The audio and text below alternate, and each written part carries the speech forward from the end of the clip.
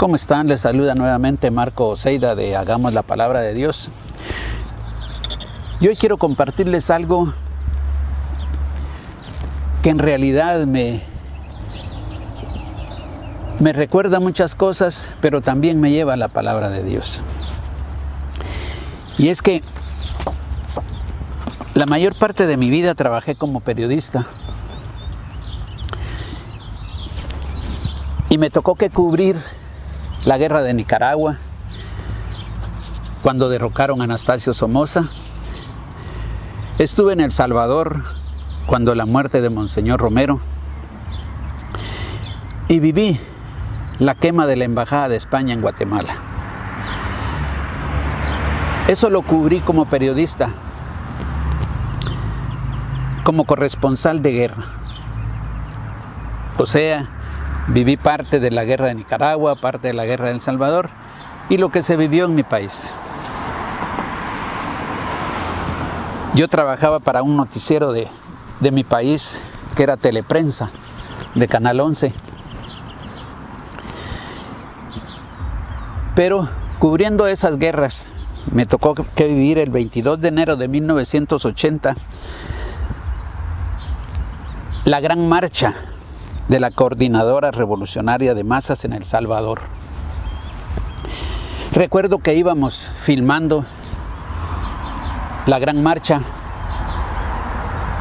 y ya cuando se iba a llegar al lugar donde iban a ser o al podium, se podría decir que era en la iglesia El Rosario, nos adelantamos y nos subimos como a un segundo, tercer nivel del campanario para poder enfocar bien a los oradores y enfocar bien cuando llegara la marcha a ese lugar.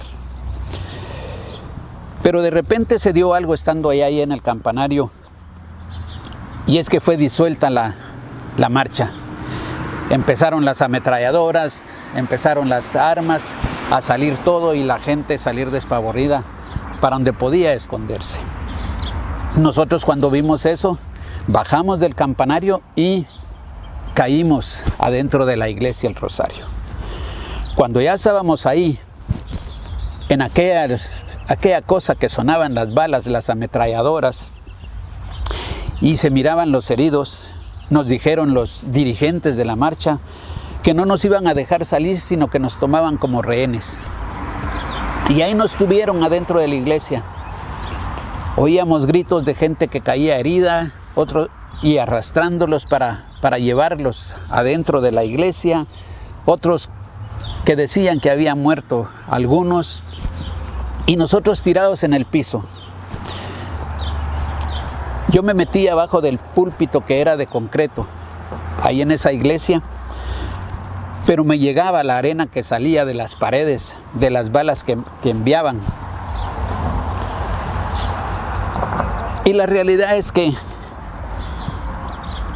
es algo bien difícil, es una experiencia dura, pero que hoy se las puedo compartir aquí,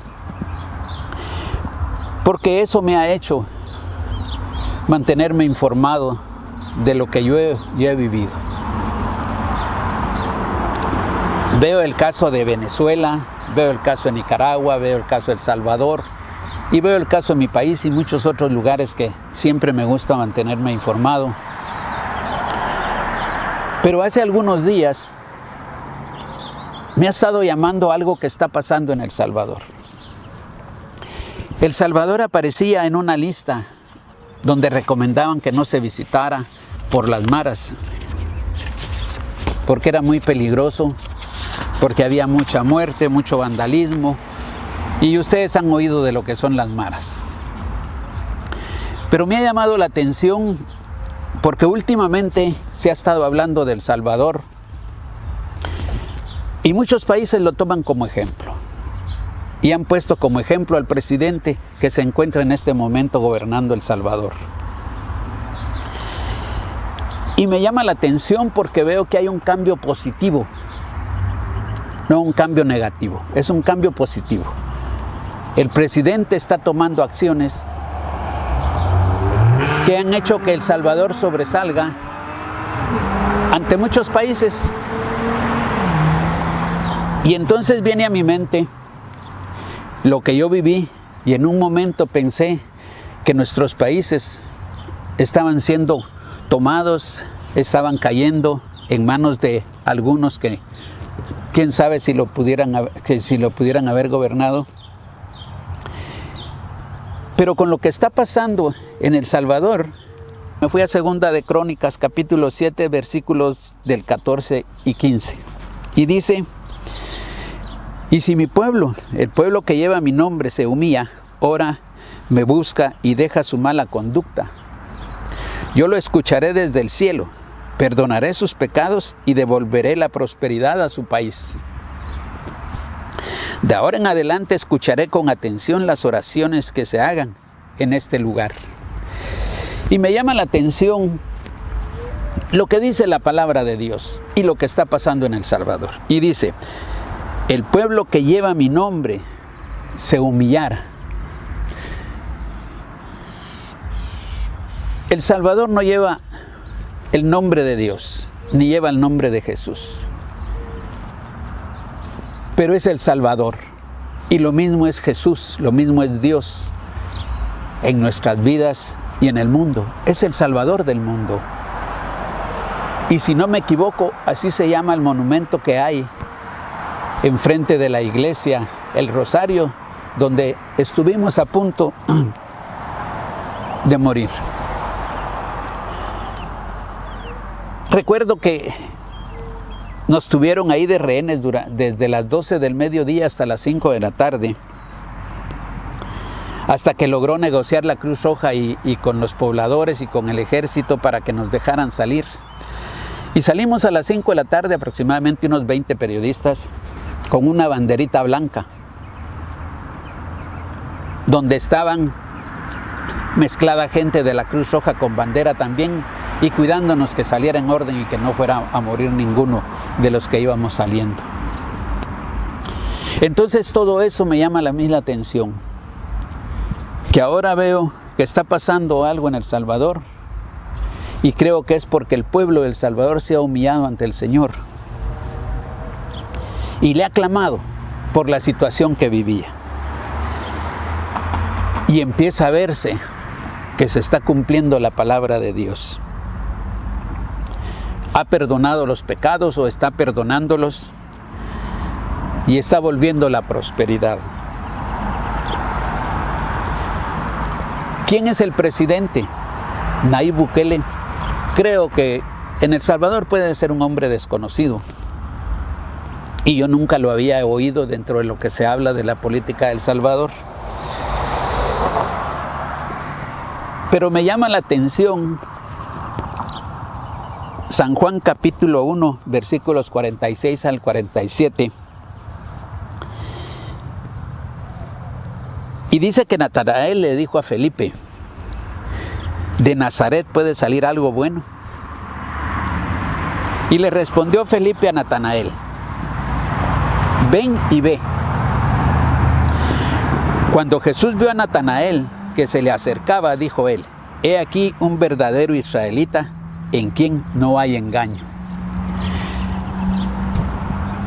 Me llama la atención porque después de conocer del Salvador la cantidad de mara que había ahí,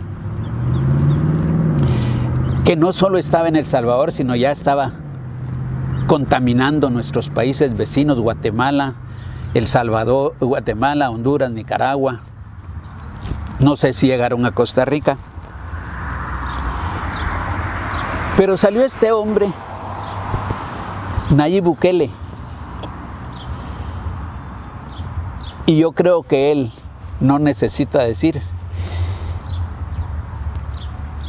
que es un buen cristiano. Y creo que se puede ver en él que no hay engaño para administrar El Salvador, porque está alimentando a su pueblo, lo está educando, está llevándole salud. Y aparte de eso, su visión es de hacer del Salvador un gran país, a pesar de que El Salvador es el país más pequeño de Centroamérica. Y el Señor no necesita manifestarse en grandes cosas, sino en pequeñas cosas. y lo podemos ver en El Salvador. También hay otra cosa que me llama la atención que pasó en El Salvador. Y en Primera de Samuel, capítulo 16, versículos 11 y 12 dice: Jesús le dijo a Samuel que fuera a la casa de Isaí, porque ahí iba a estar al que iba a nombrar rey.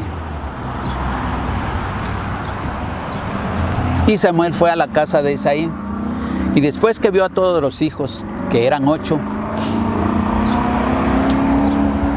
y no sintió que el Señor le dijera que ahí estaba el ungido, le dijo Samuel a Isaí: ¿son estos todos tus hijos? Y él respondió: queda aún el menor, que apacienta las ovejas. Y dijo Samuel a Isaí: envía por él, porque no nos sentaremos a la mesa hasta que él venga aquí. Y dice que Isaí envió a llamar a David, al más pequeño de los hermanos. Y cuando llegó David, dice que lo hizo entrar a donde estaban los hermanos, donde estaba Samuel y donde estaba Isaí. Y Samuel vio que era rubio, hermoso de ojos y de buen parecer. Entonces Jehová dijo: levántate, le dijo a Samuel, y úngelo, porque ese era el futuro rey David. Y si vemos lo que está sucediendo en El Salvador, llegó un pastor y le dijo a Nayib Bukele: usted va a ser presidente. Él había sido alcalde, o era alcalde, y le dijo: usted va a ser presidente. Y empezó a rodearlo la oposición con no dejarlo que se inscribiera como presidente. Y consultaba con el pastor, y el pastor le decía: usted va a ser presidente. Y se le cerraban las puertas, y le seguía diciendo el pastor: usted va a ser presidente. Y ahora podemos ver que él es el presidente.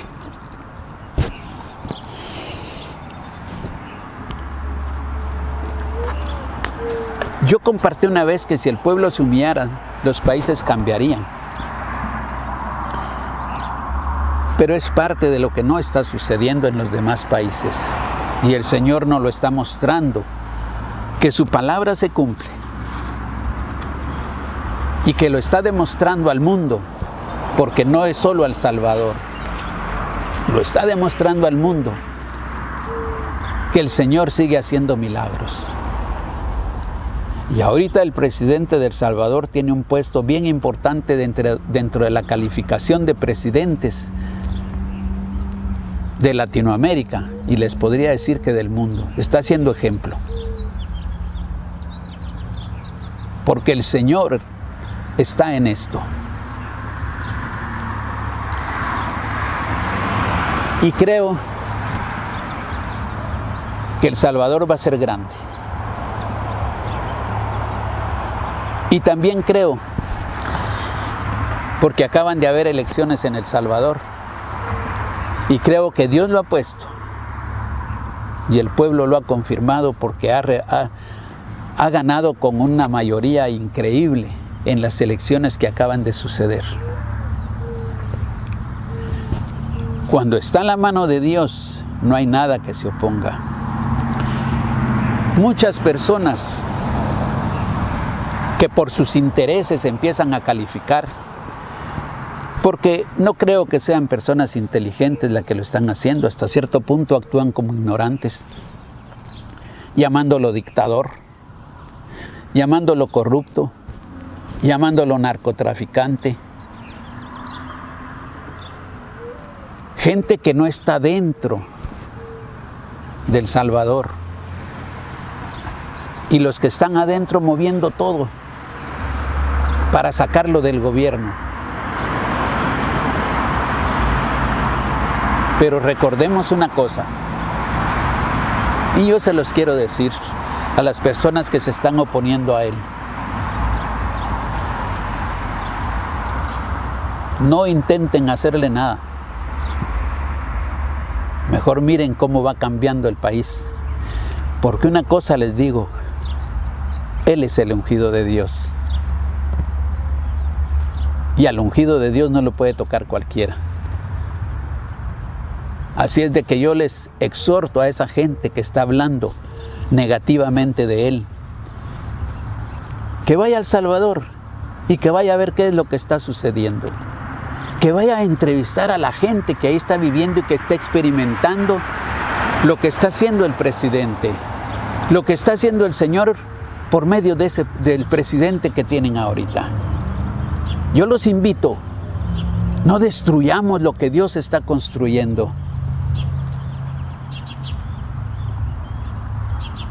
Apoyémoslo, oremos por él, al pueblo lo invito yo, sigan orando, que el Señor termine de hacer la obra en ese país.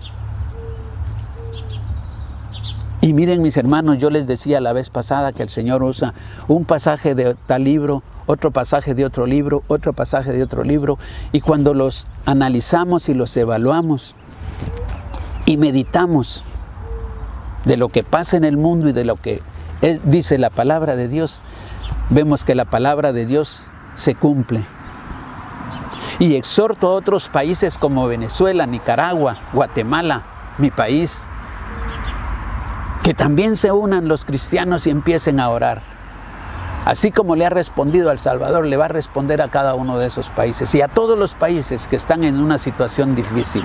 Oren, el Señor vive, el Señor todavía hace milagros y el Señor vivirá.